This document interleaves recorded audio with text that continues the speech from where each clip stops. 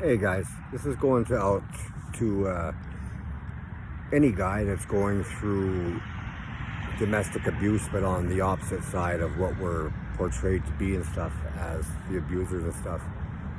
There's so many of us men out there that are going through domestic abuse, and we're being said to be the abusers and stuff. It's hard for me to say this, and it's been hard for me to say this, but like we're victims too. I was subject to a lot of stuff in my past relationships that I didn't even know I was subject to until my last relationship that I just had, and the manipulative tactics and stuff that I endured, and the after effects.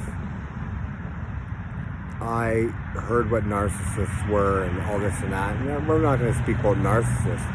We're just going to talk about something called CEM. It's called covert emotional manipulation. It's not just a narcissistic thing, but a lot of people use such tactics to control one other person, I didn't understand what I was going through. I knew I was going through a lot of different stuff. I endured so many things that I'm not happy about even admitting, like I was subject to a smear campaign. I never knew what a smear campaign was. That's when your partner will lie to other people and say that you're an abuser even if you didn't abuse them and stuff like this. Or just lie and make stupid lies up just to turn people against you. They try to keep control. They try to keep you coming back. I was subject to gaslighting. I didn't know what gaslighting was. I thought I was crazy. And that's what gaslighting is supposed to do. It's supposed to make you judge your own reality, not believe in your own reality. You're supposed to just, I don't know, man, believe in a whole different thing. Whatever the other person wants you to believe. Let's say you say something. You said something. They tell you that you never said it. And they'll actually convince you that you never said it, or get you to believing that you never said it, and actually looking back and thinking that you never said it. That you could have just mistakenly said it, or mistakenly thought you said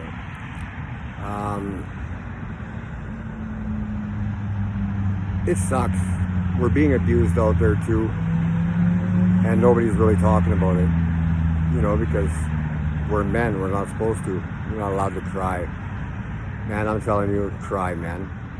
It takes a strong man to cry. It takes a weak man to hold it in. It's only going to cause problems down the road. I just want men to know that there are others out there, man. You're not alone. You're not alone, buddy. You go through it. You just got to start speaking about it and start understanding what's going on before we react, and let's say we act out of character and we slap the woman or something like that, and now we're an abuser, but we didn't understand that we were being abused at the same time. I've had my children held for me for the last 6 years after a domestic dispute. My ex, she over-fabricated the story, so she purged. She committed perjury on her statement. I had to cop out the charges I wasn't guilty for because I missed my trial date due to the person I was with at the time. Her mother passed away, terminal cancer. I knew where I was supposed to be, but I knew where I had to be. That being said, I missed my court date, so I had to cop out the charges I didn't do. It sucks, because since then, I've just been known as an abuser. I've been going through therapy. I never thought I needed therapy, and I'm grateful that the courts ordered me to do therapy. As much as I hated it, I've been doing it now for the past 7 months. I got like 3 months left, and I think I'm going to continue to do so even after my probation is done, because it helped a lot. Even though I did a lot of research and I've done a lot of work on myself, even my therapist even says, like, I can't even give you homework because you've already done the work.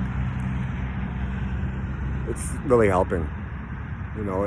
It helps when you can get somebody to actually believe you and sit there and talk to you and not judge you or say that, you're making things up, or say that you're a drug addict, or say you're crazy.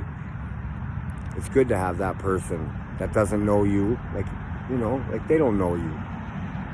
and it's their job to be able to tell you stuff you don't even know about yourself, you know? But yeah, it's helped me out. I went in there with attitude like, I don't need this, I don't want to be here. Like I said, I've been going 7 months. Man, I look forward to going every meeting, man. I really do. The therapist I have, the doctor I have, she is an amazing woman, and she has helped me so much. I've never cried so much in my life. I used to just hold the crying in. Since I've been going to therapy, like, I've been letting it out. And I tell you, man, once you let it out, you feel so much lighter, man. You take a whole big weight off of you by letting it out. You can't hold it in because you just continue this cycle of hurtness and stuff throughout your body and throughout your mind and throughout yourself. So just know you're not alone. But yeah, like I said, been without my kids for 6 years since this incident happened. It's not in the courts that I'm not allowed to see them. Child and Family Services says I'm not allowed to see them, but guess what? I can't see them. She needed somebody to move her because nobody helped her, nobody showed up to help her move. She called me, she let me see my kids and stuff for about 2 months last year. I moved her, it took me 13 hours to load the U-Haul, 2 pickup trucks, and unload the furniture at her new place. I then told her that I relapsed and I smoked a little methamphetamine a couple of days prior to me coming to see my kids. And she said, well, thanks for telling me, you know, like, I respect you for telling me. The next day I'm supposed to come for my visit. She tells me I'm not allowed to see my kids. I need to get 9 months worth of treatment. 9 months worth of treatment. I barely smoked the stuff when I did smoke it. And I'm getting off of it now. Like, I barely smoke it. Like, I can go into a piss test right now and it would show that I was clean. I don't smoke enough to even show that I'm intoxicated or anything because I don't get intoxicated. I went through a nasty beating with 3 guys in a baseball bat because I was said to have stole something. Somebody lied and said I stole something, or they heard something wrong or whatever. Long story short is, it was so stuck in my head. It was a traumatizing experience, I tell you. And yeah, if it wasn't for the methamphetamine, I would not be the person I am right now. I would still be stuck in my head. I'd still be traumatized and still freaking thinking I was a victim. When I look back on that video, and you know what? I was the gangster in that video, not the 3 guys that came at me. I stood on my feet. I took the beating. I didn't yell. I didn't scream. I didn't retaliate. I was the star of the movie. I wasn't the victim. I did what I had to do to fucking survive. It is what it is. Methamphetamine actually calmed me down. If I started to get anxious and stuff like that, I would have a puff. And I'm sorry, but used properly, used in, in moderation, it's a medicine. I don't care what anybody says. But I'm not saying go and do methamphetamine because it's a medicine. That's not what I'm saying by any means. I'm just saying it helped me get through a lot of stuff that I wouldn't have been able to get through by myself. I've been without my kids 6 years.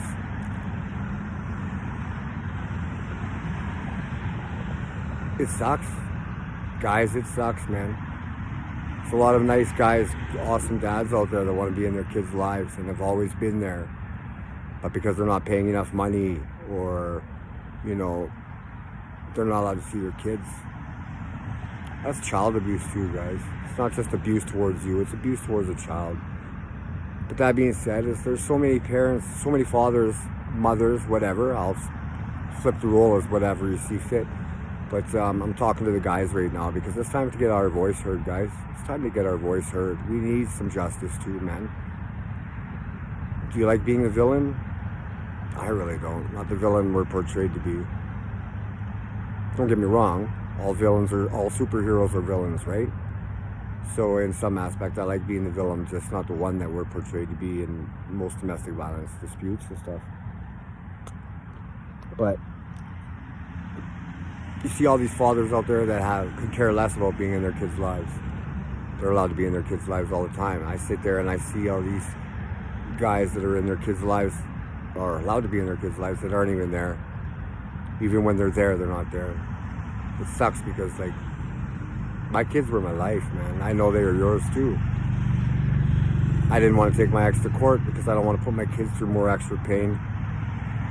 Then on the other hand, you can look at it like this. My kids are probably thinking, like, why isn't dad fighting for us? So really, it's stuck between a rock and a hard place. Do I put my kids through more pain that they're going to have to live through for the rest of their life? Or do I just suck up the pain and just go through the pain and the hurt myself? I had warrants, stuff like that, so I didn't go to the courts. But I have no warrants left. I have no charges pending. I've been doing my therapy, which I'm said to not even need, but I'm still going to do it because you know what? You can only benefit from it. You can't lose from it.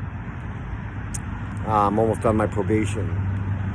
I've done a lot of healing on myself. I've been single 2 years, celibate for 24 months as well. Yeah, just focusing on me. I'm now to the point where I'm ready. I'm seeking counsel. I'm seeing what I can do to get papers drawn up. And I'm taking her to court. I want my kids back in my life. I want it to be said and known and addressed that I was wrongfully convicted on charges that I shouldn't have had to be convicted of. That she lied on her paper. It's not right, guys. Like these guys, these women or men, whichever way it fits in your story. But like I said, I'm talking to these men, man. Get your head out of your asses. It's not weak to speak up, man. Speak up if you feel you're being abused. Talk to somebody. Write down incidents and dates and times of stuff that you feel that you were abused. Do some research. Do research on stuff. Pretty sure you're going to figure out that it's really happening out there and stuff, and that we just need to be heard. We need to be talking about it, because if we don't talk about it, change is never going to happen. So, yeah, like I said, I'm done all the work I got to do and this and that, just seeking a job and stuff, and seeking counsel, and yeah, I'm also said to have owed, also said to be owing $76,000 for 6 out of 13 years we were together, from when my daughters were born up until we split up. But I was with her for 13 years, helping raise 4 boys of hers that weren't mine, and my 3 daughters. So really, I've already put my share in there, but she's trying to claim it. She's also claiming the 6 years that she's held my kids from me, not by the courts or not by CFS, but just by her own will, free will. Holding my kids from me. They're my life, man. I feel dead inside. Jumped in front of a minivan last year because I just couldn't handle it. And guess what? I didn't succeed, man, which is great, because like that's not the way I want to go out. I don't want to go out like that. How many people am I going to leave hurting? Even though there's nobody in my life right now, I'm sure a lot of people are still going to be hurt if I did that and I actually succeeded. But that's where guys are getting to, man. Like, we're going through so much. Look at the statistics online on suicide rates in the world. You're going to find out that it's teenage boys and men. It's pretty sad. Guys would rather go and kill themselves than to actually stand up, say something, and fight. Fight the fight, man. We need to make this aware. We need to make people aware of what's going on, that we are going through this. I'm living in a community in Northwest Calgary, and I'm telling you, the shit that I see down here is crazy. We have women that are bouncing from men to men, bro to bro, lying about the other person to the other person, and then going back to the other person, lying to that person, and talking about the other person.